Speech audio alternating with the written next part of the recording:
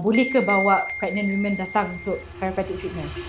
So actually in my experience lah, ramai je women yang hamil ataupun pregnant women datang untuk rawatan chiropractic. Ada banyak sebab sebenarnya kenapa chiropractic banyak membantu wanita yang hamil.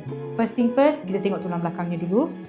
Bahagian pinggul kita ni adalah sebahagian daripada tulang belakang kita. So bahagian pinggul ni is the most important part bila dalam time bersalin nanti. Okay?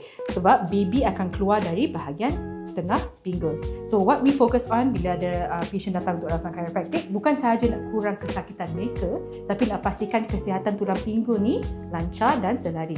Okay, so pergerakan tulang pinggul ni kena efektif ataupun efisien supaya proses bersalin nanti pun senang. But I would say that most pregnant patients lah sebenarnya ya, takut nak datang untuk rawatan chiro. Ataupun was-was lah, which you should be careful juga bila nak seek chiropractic care when you are pregnant. Most chiropractors memang train untuk merawat patients who are pregnant.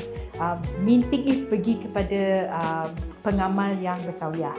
So for those who are pregnant, those yang ada mengalami kesakitan semasa pregnancy, no worries, BMI Spine Network boleh membantu anda. Memang saya memang banyak merawat patient yang pregnant. Semasa buat rawatan tiba-tiba pregnant pun ada. It's actually very safe and very gentle. More information tentang macam mana boleh bantu wanita-wanita yang hamil, boleh je message kita di Instagram, di TikTok ataupun WhatsApp je. Okay? And I'm looking forward to hearing from you.